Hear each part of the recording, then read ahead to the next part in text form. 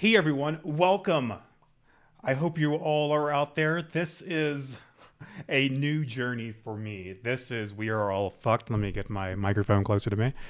And this is a new show from me. So different from what I'm usually doing that I should probably check that I am on all the things. We should be on Facebook and the Twitter and the YouTube and the Twitch. For the first time, I finally updated my Twitch account. Yes, we are live, and that looks nice. Okay, so if you're watching this live, please let us know that you are here. Let us know that you care by just hanging out with me for the next hour. And we're just going to talk about why the world is fucked, because it is, but I'll tell you what. I'll be damned if we're not going to go down swinging, and we are definitely not going to let it crush us completely. And we have to have some kind of fun. Obviously, there are things that are not funny, not that should not be made fun of, but we're gonna try to see where that line is, I guess. So just let me know that you are watching live. Just leave comments and stuff. I can see your chat on the screen, and let's take it from there. Let's just pretend that people are watching the replay, and let us do. This might be a little rough because it's the first time I've done something like this, but I'm grateful that I have all of you to help me along the ride. Do do do do. Let's see if I can get this up and going.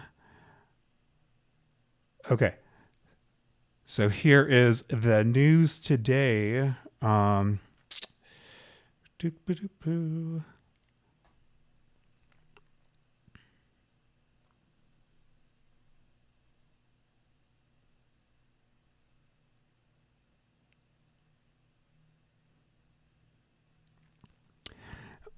All right. First off, let me make sure that there's no breaking news that is going on that I should know about. Democrats and Republicans clash on day one of Amy Coney Barrett confirmation hearings. COVID reinfection documented in Nevada. Let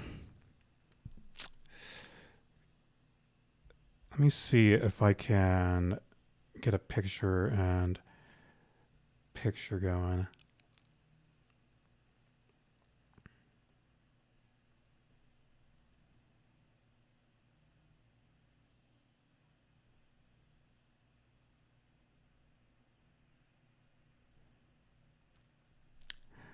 Hey everyone, welcome.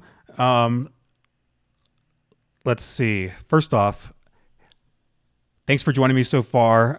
We're just going to be exploring the news and just see what we can find and and just cry together.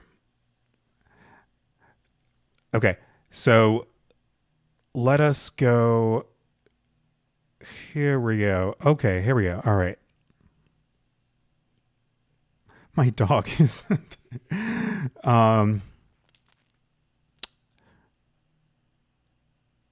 Secondary display. Oh, here we go. All right.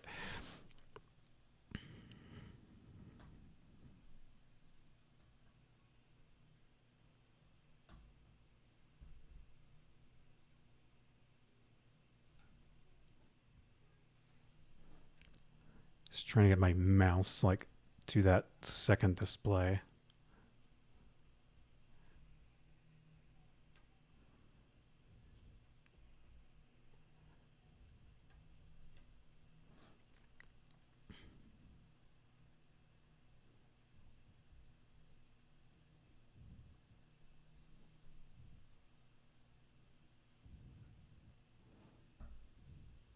Ah.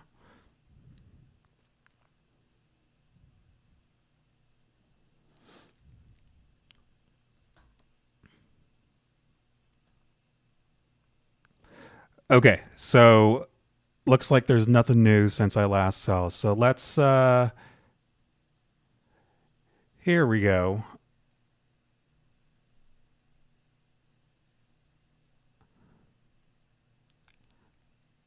That's a pretty picture. Um, I do not.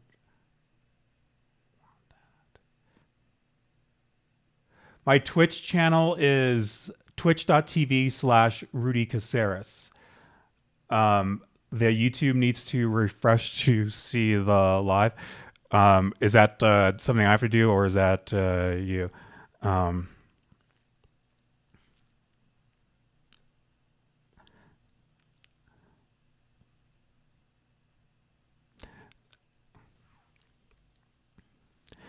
okay, so here is our first article. Let me know if the text is too small. Um, and I know I got to fix those closed captions for next time because the backgrounds are all white. Okay, the headline is 1,000 birds crashed into Philadelphia buildings overnight. No one knows why. On a single day, for reasons that can't be fully explained, more than 1,000 birds crashed into buildings in Philadelphia and fell to their deaths. The blame falls at least partly on the buildings themselves, and the mass death event highlights a widespread problem with the way buildings are designed and built. That's fun. Overnight on October 2nd, between 1,000 and 1,500 birds hit buildings in just a 3.5 block radius. According to an article in Philadelphia Inquirer, the number was far higher than on a typical night, and no one can explain exactly why. Those are always my favorite stories, by the way. No one can explain exactly why. According to a local Audubon Society volunteer quoted by the Inquirer, about 30 birds will have fatal collisions in this area on a typical day. Why this number suddenly jumped to more than 1,000 is a mystery. Though the abnormally high number of deaths is shocking, it's only a spike in what was an epidemic of deadly avian architecture collisions. Birds commonly fly into the sides of buildings as reflective surfaces, and clear windows can appear as distant trees or clear paths of sky.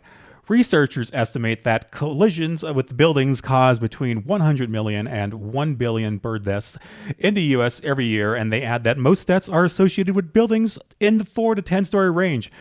Most deaths at tall buildings, where reflective surfaces are the primary cause, tend to occur during migration periods. Glass facades, which started being developed in the mid-20th century, remain common in mid and high-rise buildings. Nisa says, I read news about this happening in NYC this past week. Massive bird deaths and injuries due to hitting buildings reported. Do you have any idea, Nisa, like how that could possibly happen? Wild Bird Found is a wild aviary rehab center offering medical services and rehab. Like seriously, be nice to the birds, Mother Nature.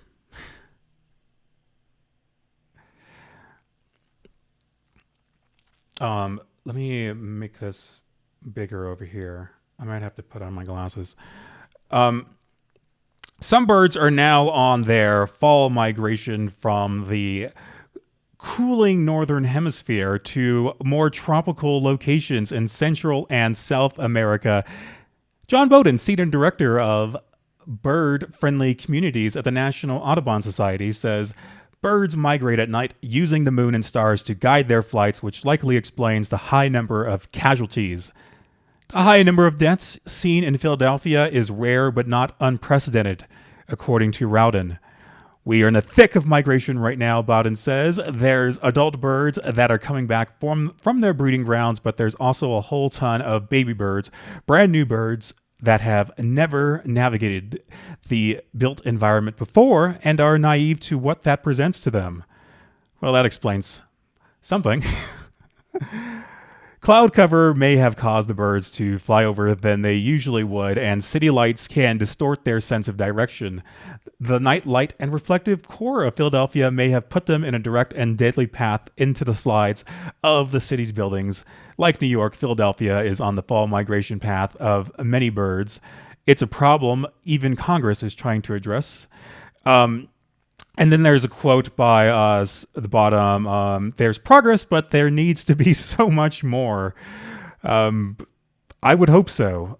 Architects are increasingly sensitive to the threats their buildings can pose, and many have begun to implement bird-safe features in their designs, including projects such as Aqua Tower in Chicago, designed by Studio Hang and the New York Times, building designed by Renzo Piano and Vexas, blah, blah, blah. But more work is needed to make the buildings old and new less deadly for birds. One challenge is availability and cost of bird-friendly materials. Rowden says, though there may no be no real way to fully understand why so many birds so suddenly collided with Philadelphia's buildings, their desks make an emphatic argument for these kind of design and policy changes to be put into place as soon as possible. That is the first story, and I just have to warn you, it's going to get much worse than that. So let's see. We got any comments? Laz, are you on Twitter? So during the migration, it happens just in huge numbers instead of a few at a time. Maybe. Sorry. Before we continue, I want to make sure that I got my screens working correctly. So, just want to say, if you're just joining us, my name is Rudy Caseres. Hopefully you know that. This is a new show that I'm trying out called We Are All Fucked, where I just dive into the most depressing stories happening in the world, and hopefully we can make a communal act out of it and try to have some fun, not make fun of the news, not make fun of people, of course, but just say a laugh at the whole insanity of it all, of just like, my God, like the whole world is just going to hell and we're all going to die. That's just the way it is.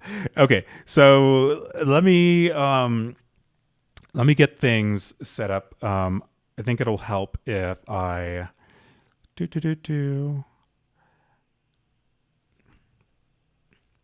I bring this over to desktop 1. Okay. So, and then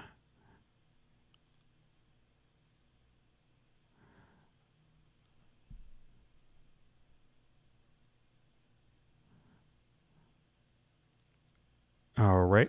And then we show this on the primary display.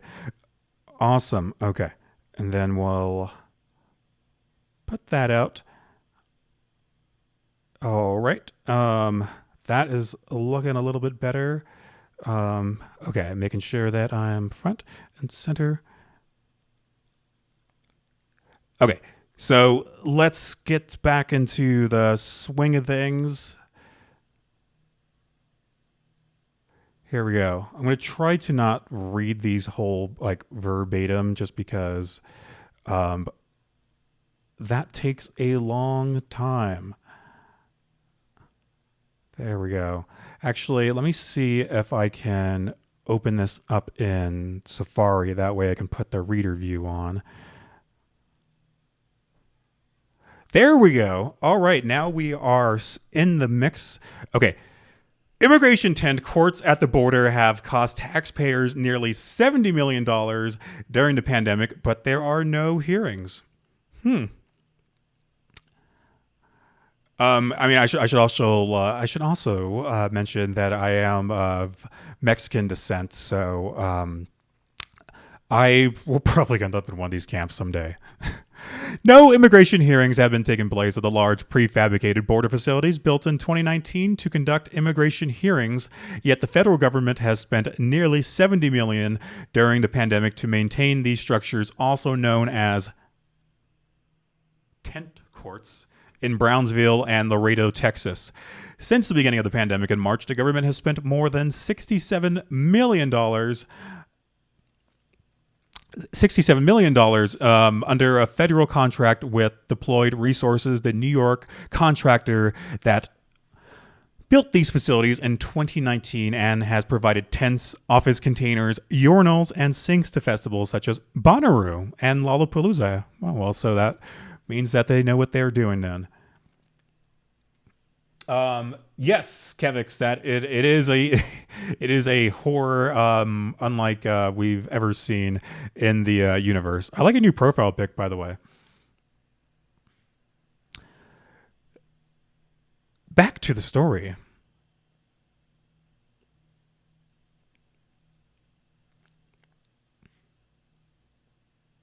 The $67 million expense includes a 6-month extension of the existing contract for tent courts, which was signed in July for over $40 million. So far in 2020, Deployed Resources has received $144 million in government contracts, which include maintaining these 2 tent structures, as well as a detention facility in Donna, Texas, a holding facility in Yuma, Arizona, and providing resources for hurricane relief in Louisiana. Oh, well, that's nice of them.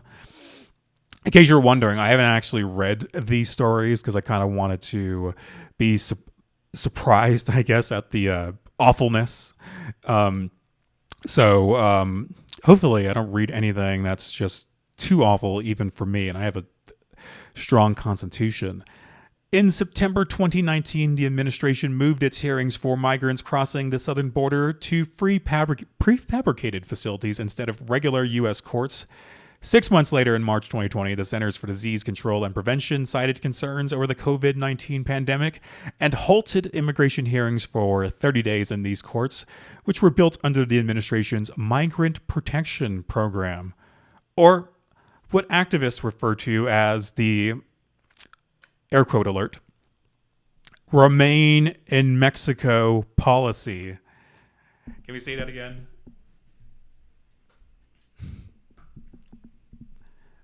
The Remain in Mexico policy. In May, the order was extended indefinitely upon determining that the further introduction of COVID-19 into the United States is no longer a serious danger to the public health, necessitating the continuation of this order. I will publish a notice in the Federal Register terminating this order, and its extension CDC Director, Robert Redford, said in a statement, who I'm sure is very busy these days. Yeah, let me get my glasses. Don't have the good eyesight that I used to. And I'll get to your comments as soon as I wrap this up. The Departments of Justice and Homeland Security proposed a rule on July 9th, however, which could bar refugees from seeking asylum and other humanitarian protections in the U.S., claiming they put the public health at risk during pandemics. This proposed rule, like the March 20th CDC order, is xenophobia masquerading as a public health measure, and both must be rescinded. I need to put that in big block letters. I wish I had the time to do that. The United States can and must both safeguard public health during emergencies and uphold U.S. laws and treaties protecting the lives of those seeking safety and freedom here. 8 days after the proposed rule, DHS extended its contract to maintain courts for another 6 months, which cost more than $40 million, and announced a plan with the DOJ to resume MPP hearings, but have yet to do so. When asked what these facilities are currently used for, Customs and Border Patrol referred to all questions to the DHS. The Department of Homeland Security continues to carry out where the hell was I? The Department of Homeland Security continues to carry out its essential missions in conjunction with its interagency partners, a DHS official told Forbes in an email. Deployed Resources did not respond to Forbes' request for comment. In January 2019, the federal government announced it would require migrants who seek asylum at the U.S. border be held only briefly at the border before being sent to Mexico unless they are not Mexican nationals, pregnant, or with disabilities, although there have been reports about such groups being sent back as well. In September 2019, it moved these hearings to tent courts where both the judge and the Federal Immigration Council appeared via video conferencing. According to multiple people who have observed the video conferences, which were open to the public, in order to build these courts, the government relied on a shift of $155 million in funds from the Federal Emergency Management Agency, our good friends at FEMA, to the Department of Homeland Security, which was announced in August 2019. Forbes reported in December that critics have raised concerns about the restricted access to the facilities. An ACLU report argued that the latest protocols were a way to make it so difficult and dangerous to apply for asylum that people will simply give up. People will simply give up and return to the persecution they fled. Texas-based nonprofit Human Rights First says as of May 2020, there were at least 1,114 public reports of violent attacks on individuals returned to Mexico under MPP, including 265 kidnappings or attempted kidnappings of children. And then wrapping up, Deployed Resources was founded in 2001 and has done work in 40 states and provides services in emergency response, mission support, and event support, as well as equipment from laundry and gyms to kitchens and toilets. In 2018 and 2019, the company provided technical staff, water distribution, sinks, and tents at the Bonnaroo Music Festival. Well, Bonnaroo, man, they are getting the treatment, which reportedly sold 80,000 tickets in 2019. It also provided portable bathrooms for Delaware's Firefly Music Festival. Shout out to Delaware. In 2017, the firm supplied more than 900 urinals, toilets, and sinks for the Lollapalooza Music Festival in Grant Park, Illinois, with music concerts and festival canceled during the pandemic. Deployed Resources must be thankful for its $100 million in contracts with the U.S. government. How are we doing in chat?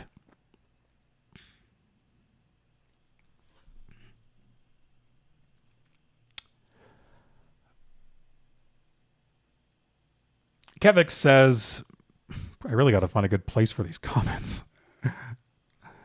Expansion of the carceral system that provides jobs for low-skilled workers.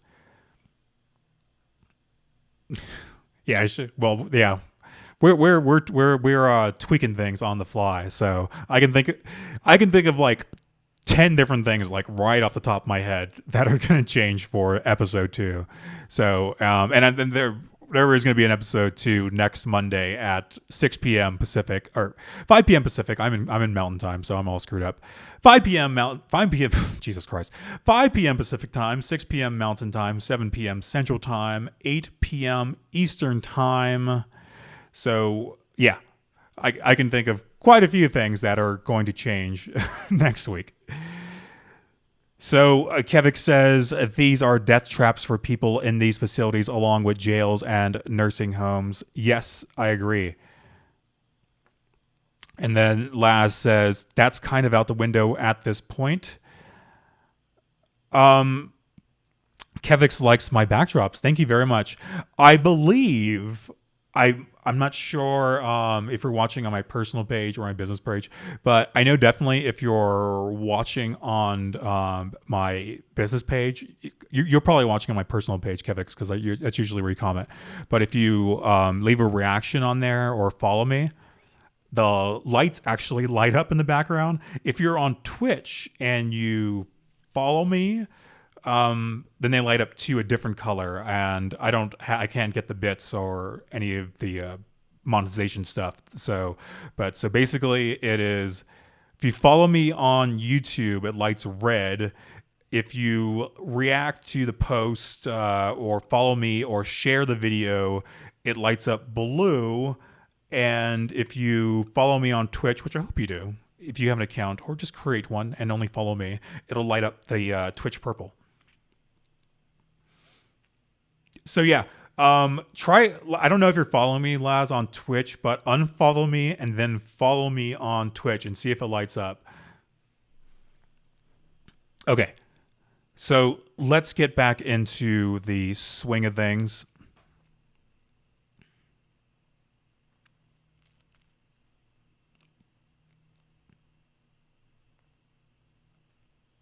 Do do do do do do do.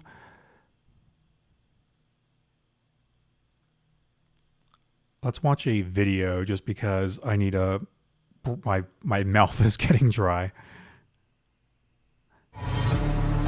Of course, there's an ad. Thankfully, we can skip it. Let me know if you can hear the audio too. You should be. HHS Secretary Alex Azar and the doctor that the president seems to be listening to most of late, the radiologist Dr. Scott Atlas, they met with several scientists this week who are advocates of herd immunity. And I know your team has looked into the whole idea of herd immunity and what that might actually look like in this country if we chose that path. What did you find? Well, we've got to be really clear what we mean by herd immunity, because there's two ways people use the term. One is, how many people have to be infected or vaccinated before we, stop transmission. And the other one is as a strategy. Poor Sanjay and as a Gupta. strategy, it simply means doing nothing. He's and gotten letting so the virus old over the run past through year. the population. But that's a recipe for just an awful lot of deaths in the country. Can you just explain? It says 40% herd immunity. If that's 40% of the population had COVID, we would have 815,000 deaths, basically double. If it was 60%, it would be more than, it would be 1,200,000 plus.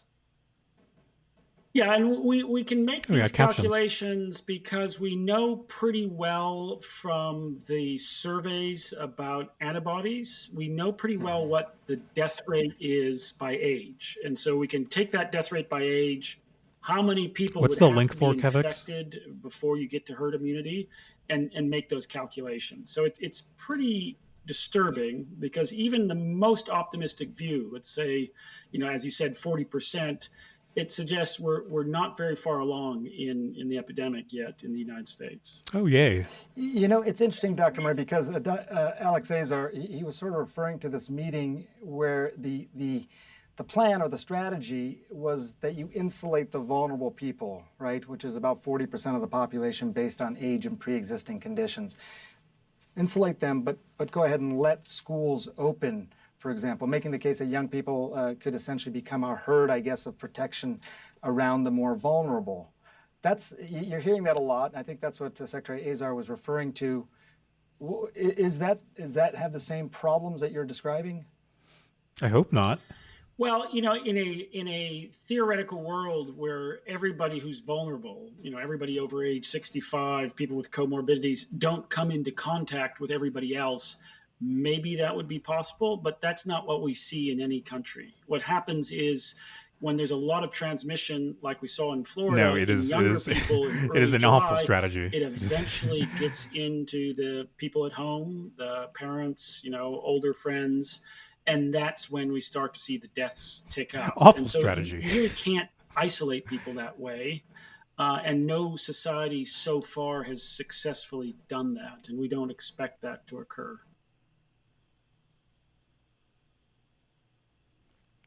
Yeah, herd immunity. That is, and I get like there's people who volunteer for that kind of thing. Hats off to them, but that's basically the government saying, we're just going to hope that enough of you people get sick. Most of you will probably die, but it's for the greater good, because then once almost everyone gets sick, then eventually everyone will feel better. So, and I guess that's worked at times with certain illnesses in certain cases, but that's really playing with fire. I have to say, that's not something I'd be down with, or my government thinking is a good idea to insist upon its population.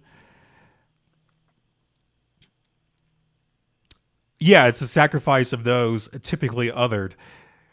Yeah, some tells me that when governments do like these herd mentality type things, that the wealthy and the privileged are the last people subject to being infected.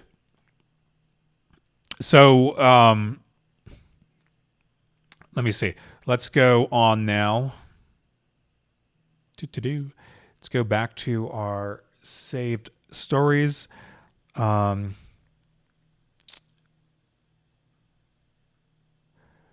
Oh, right. Let's just click on this one. And let's see if we can open this in Safari so I can get the dark view.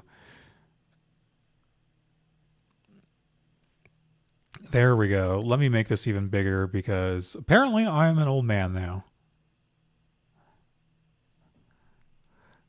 And the headline reads, Paranoia, Depression. I am so sorry for doing like the pus. I should get a wind filter. Paranoia, Depression, PTSD. What a year of dissent and police crackdowns means for the mental health of Hong Kong protesters. It's been a long year for supporters of democracy in Hong Kong. Like a viral comic that made the rounds on social media put it, before we go to sleep, we check the news, and then we wake up, we do the same. The day starts with worries and ends with worries too. The sentiment rings especially true for Thomas Wong, a pseudonym, who is something of a veteran on the front lines of the pro-democracy movement. As is common among veterans, his service has steadily eroded his mental well-being. While the continued clashes with police have generally been rough on his psyche, one experience marked the beginning of a deterioration in his mental health: the siege of the Hong Kong Polytechnic University. And there's a picture. It's all going to flames, which could be any American city right now. Wong, now 19, has suffered from symptoms of paranoia and post-traumatic stress disorder since the day he walked or limped. He faked a leg injury to avoid immediate detention off campus after several days of unceasing battles with police. While he was not arrested at the time, he was marked by an officer who scribbled down his personal details to presumably add his name to a database for later investigation. Months after the incident, and despite the absence of further altercations, he still prefers to hide in the comfort of his house, where he knows he won't stumble into police officers. When I first got out of PolyU, I felt relieved, said Wong, but after a few days I became very sensitive to every little thing, and if I hear a pen fall, I'll think it's tear gas and it'll make me jump. And when I hear sirens, I get nervous and I start to walk really fast. I'm very on edge and anxious about everyone in the street because I worry every stranger could be a police officer in casual wear. It's the same with cars. I keep suspecting they may be undercover police, so I always try to just blend in with the crowd. I can't lead a normal life. Intensified crackdowns by a police force emboldened by the imposition of the national security have triggered paranoia in all aspects of daily life for many protesters. Despite promises by Chief Executive Carrie Lam that the new law would not be enforced retroactively, protesters remain skeptical. Many don't believe a word that passes her lips. Neither do I. Frontliners are terrified they'll end up behind bars, or even, rationally or not, most likely rationally, that they'll become the next case of quote-unquote maid suicides, a term protesters use to describe the deaths of protesters who've wound up dead in what are seen as mysterious circumstances, such as Alex Cho and Chan Lin Yam. Although no evidence has ever emerged that the deaths were anything other than suicide, some protesters genuinely believe they could be made to commit suicide if caught alone by officers. Wong first stumbled on such rumors on internet forums, where he also found allegations that the police had raided and arrested protesters in their homes. Even during the night, he said, many warned him against keeping items that could connect him with the movement, and he was encouraged to clear his phone's data every other day. Since the implementation of the national security law, he has considered erasing his social media presence entirely, a protective measure many of his peers have already embraced.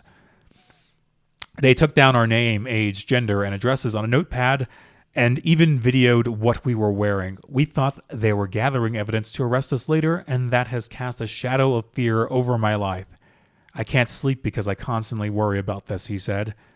Scores of protesters have already deleted their Twitter, Facebook, and Telegram accounts to dodge potential charges under the new legislation. Anyone who incites hatred or promotes Hong Kong independence could be charged under the law, potentially entrapping many thousands of Hong Kong netizens in situations with unclear legal consequences simply by being affiliated with certain chat groups. Another protester in his early 20s told HKFP that it was a matter of safety. Just to protect myself, there's a possibility the Popo will come to my home and arrest me, so I clear my data from time to time. He had been arrested before, he said, and back then the police had confiscated his cell phone and gone through all the data on it. The Chinese government has recently sent out strong signals to young protesters that they are serious about silencing dissent when they arrested prominent activists like former Agnes Chow and owner of pro-democracy paper Apple Daily, Jimmy Lai, earlier this month. It's served largely as a reminder to young protesters that Beijing is not afraid of the repercussions from international society and that no one is safe. So, I'm not going to finish this, but I do want to know from all of you, this is going to happen, like, not only, like, it's already kind of happening already, like, in many cities, but it's going to get even worse, right? We're going to get worse than even China and Hong Kong with surveillance and, like, people having to delete all of their stuff, right? That's what we're getting to, right? Okay, we are all fucked. Let's go back to...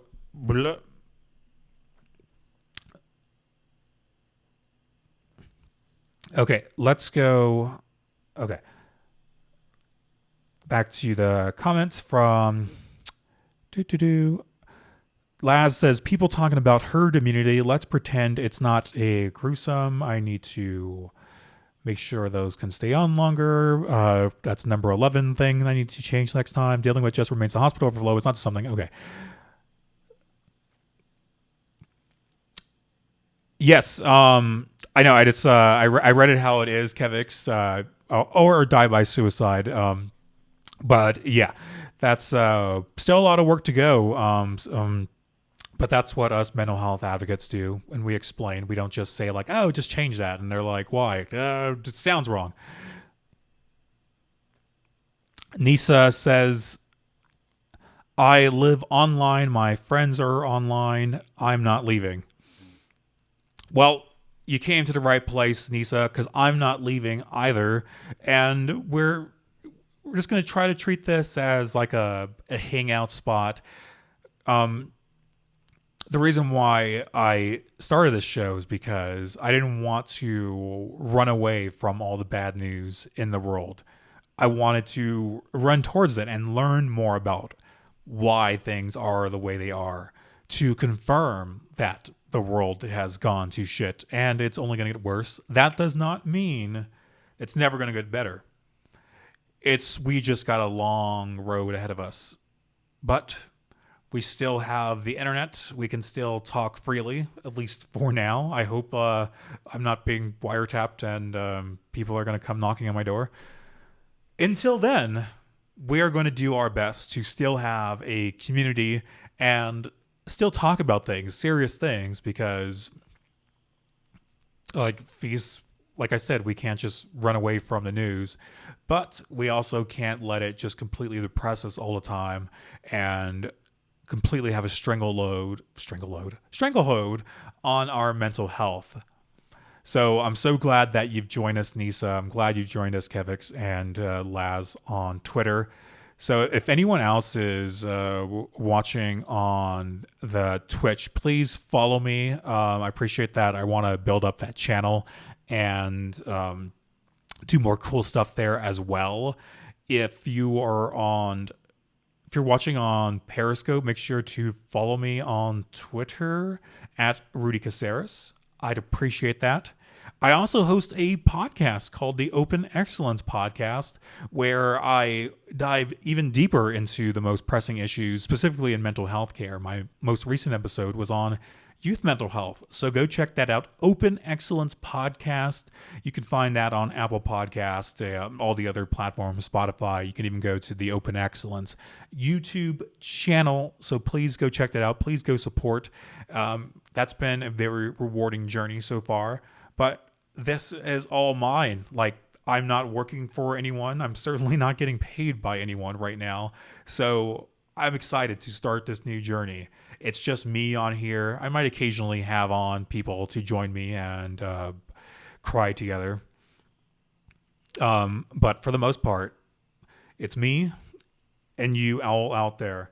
I'm just going to read maybe one or two more stories because I don't want to push my luck. And there's like there's already like things that like I want to change next time. And so like the things with the comments, changing like the caption layout and everything, and like other things and blah blah blah blah blah blah. Boring. Okay, let's get back on to the swing of things, and let's get back into the news. All right, let's see if we can find another video.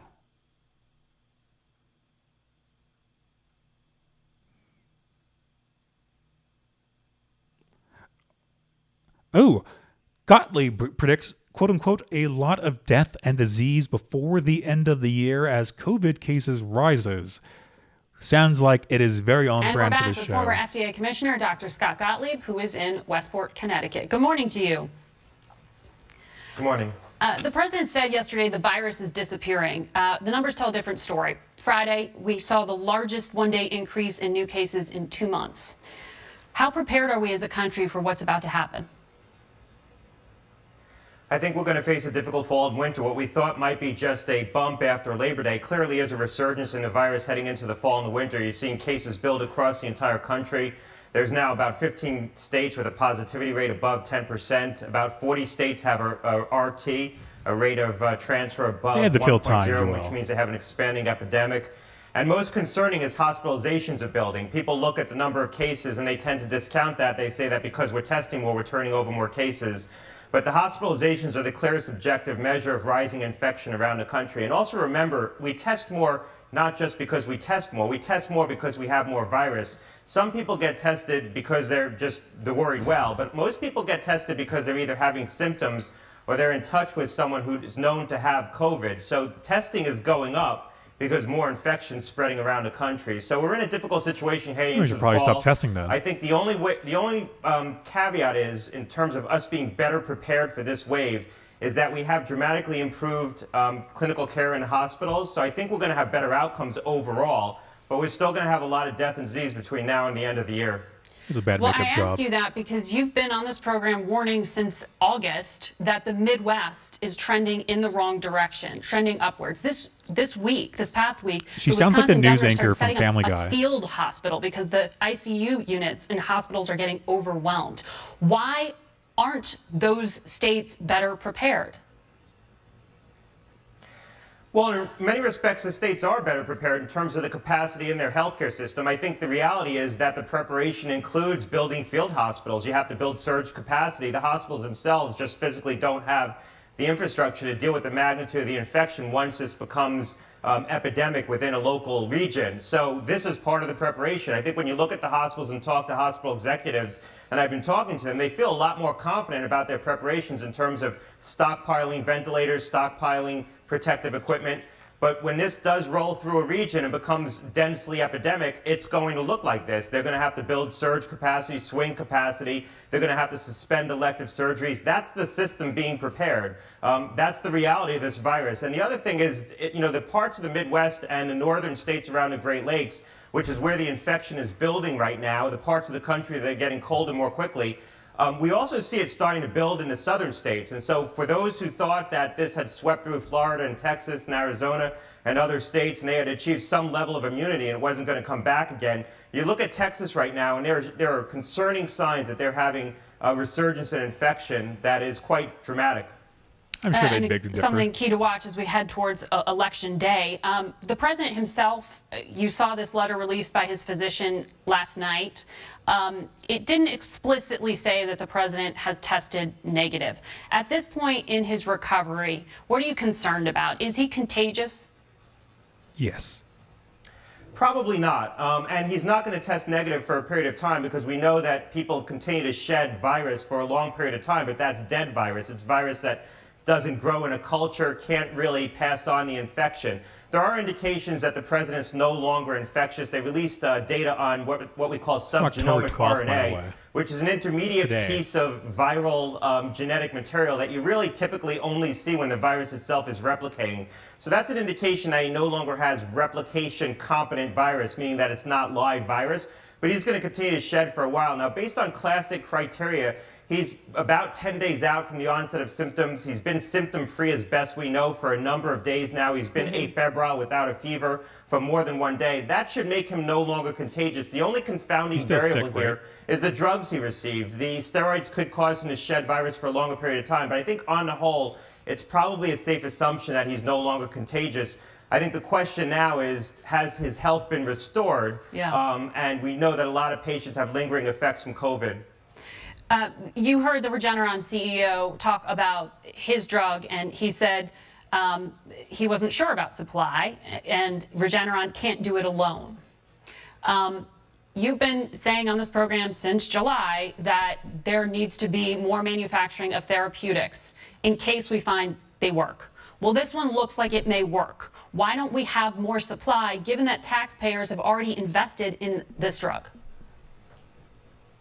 We would have needed to take different steps in April and May to probably ramp doesn't up work as manufacturing advertised. capacity to have the drug available in larger quantities right now. It's too late for this year. I think we could still take steps to do it for 2021, but we're stuck with the doses we have. This has been a monumental achievement in terms of the time frame in which these companies pivoted to develop these antibody drugs. These drugs always look promising, and they were always believed to be a bridge to a vaccine. We're not going to have it in the quantities we need. I would estimate, just based on current infection rates, if you look at everyone who's above the age of 65, you probably need anywhere between 300 and 400,000 doses a month to supply it just for people who are indicated based on age alone. And there are a lot of other people who'd be indicated for this drug. We're going to have nowhere near those quantities. So we will have to ration this. And that's assuming the infection doesn't continue to expand, which I think it will. So we're not going to have as much drug as we should have. Remember, we could also have used these drugs as a prophylaxis, as Len mentioned, to prevent people from getting the infection. And in fact, the data has shown in the past that they're most effective in that setting. We're not going to have the supply to do that, unfortunately. So when the president promises to make this available for all, you're saying he had the chance, but the administration missed the window.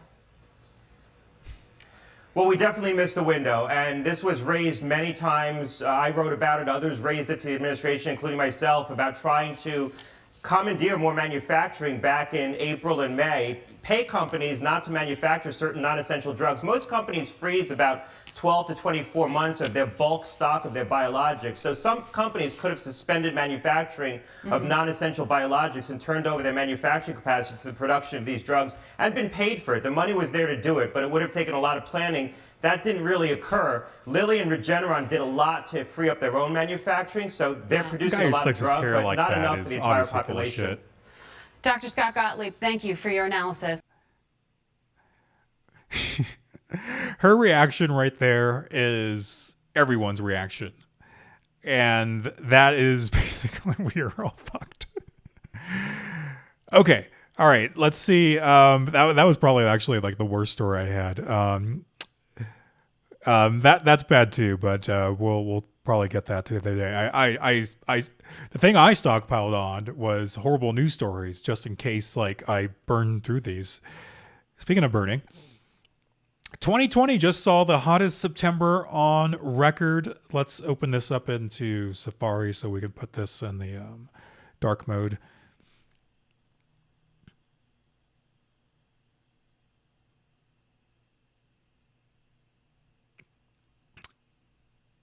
Experts at the Copernicus Climate Change Service have announced that the month was 0.05 Celsius warmer than 2019 and 0.08 Celsius warmer than 2016. Previously, the warmest and second warmest Septembers on record, which doesn't sound like much, but As you'll see and have been seeing, that is enough to cause mass death, destruction, end of the world type stuff. It continues the trend whereby every month in 2020 has consistently ranked in the top 4 hottest of that month since Copernicus Climate Change Services records began in 1979. This is all because we don't know how to take care of our trees. That's if we just had better clearing methods, then like this would all wouldn't be a big deal. The month also played host to some unusual weather events, such as the West Coast wildfires in the U.S., and this year's Atlantic hurricane season also kicked off with a tremendously gusty hurricane across the Americas. The famously chilly Russian region of Siberia also recorded unusually warm temperatures earlier this year throughout its spring and summer. I don't know if this is the same article, but I saw one earlier this week or last week that said that there are, by definitely the end of this century, the northern ice caps will have completely melted during the summer, which is awesome. The average June temperature for the whole of Arctic Siberia was more than 5 degrees centigrade higher than 1981. Does anyone still say centigrade anymore? Than 2010 average, and a station-based record daily maximum temperature of 38 degrees Celsius. The scientists also said that 2020 is currently on course to globally become the hottest year because 2020 hasn't sucked enough. And even if 2020 doesn't quite reach 2016 sweaty heights, it will have a good chance of coming second. Well, I mean, that's something to aim for. At least we can say hey, at least 2020 wasn't the hottest year ever. It was just the second, but it's probably going to be the first if we're being honest with ourselves. Come on, look outside. This year is on course into 2019, which is currently the second warmest year on record. And whether it does better last year's figures will depend on the predictable weather events of the next 3 months. La Nina is one of these weather events that will influence the rankings this year. It's a climate pattern that describes the cooling of surface ocean waters along the tropical west coast of South America and is the counterpart of El Nino, which refers to the unusually warm ocean temperatures in the Pacific Ocean near the equator. The Copernicus scientists, I love saying Copernicus. Copernicus scientists also note that sea ice extent, oceans with at least some ice, also dropped to the second lowest value on record. While this is still bad news for the global climate, as it is caused by and contributes to global warming, the September warmth isn't entirely to blame. The Copernicus Climate Change Service said, however, this is not totally unexpected as sea ice extent has been declining for several decades, and September is the month that tends to show the lowest values of the year. In addition, the Siberian Arctic has continued to be anomalously warm throughout 2020, with weather patterns responsible for the warmth over Siberia also leading to a reduction in sea ice cover further north. Isn't that pretty? That's that's actually a really good picture though. I know it's of destruction and awfulness, but that's really high quality. Let's be honest. And for those of you questioning the figures because records only began in 1979, the scientists said that despite the relatively recent recording of climate data, most of these statements about warm months and years are highly likely to be valid for the whole of the industrial era. This is because there has been a global trend towards warmer surface air temperatures since 1979, so it's unlikely things were any warmer before that point. Good times. Okay, so that's going to be the last one I read. Let's just scroll through just to see if, what other horribleness is going on in the world, though. Facebook ads calling climate change a hoax seen over 8 million times. Great. Damage from California's wildfires estimated at $10 billion, experts say. 4 million acres have burned in California, but scientists say that's the wrong number to focus on. Stay tuned next week to find out what the real number is. Why climate change is a time bomb. Where can you move to avoid the climate crisis? Probably not Colorado. Opinion. Our young are terrified by climate change. The president doesn't care. Nothing left. How back-to-back hurricanes gutted a U.S. town. Coronavirus can remain on paper currency for 28 days per news story. Okay, that was actually the one that I wanted to read the most because that is the scariest one for me. But yeah, let's just go through this really quickly. I'm not going to read the whole thing. But yeah, there was like a few different stories that came out about this. And that's just one of those things. Like every once in a while, there'll be a coronavirus story where it's like, of course, we're not safe anywhere. It's like early on. It's like, oh, you didn't think that like you can go to the grocery store and not get sick from the people working at the grocery store. And like at the time, that like seemed like the worst thing because it's like, well, we're really fucked. But it got much worse. You can't even handle money anymore than getting coronavirus. So, I mean, thankfully, we live in a society right now where we have like credit cards, but I'm sure those got coronavirus on them too. So I kind of wish that like Apple Pay and like stuff like that, contactless payments actually became more of a thing in the United States like they have other countries, because then we'd probably, well, no, because people like put the plastic stuff over the credit card readers anyway to avoid us like putting our germs on the thing. So yeah, we're fucked. But oh yeah, ATM, yeah, it's all bad. Basically, anything that you touch is has coronavirus on it. Let's just assume that and carry forth from there.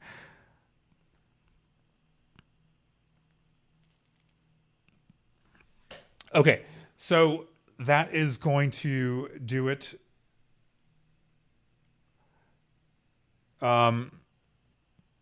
So like it can be detected, but there's also nuance, like it's airborne, aerosol.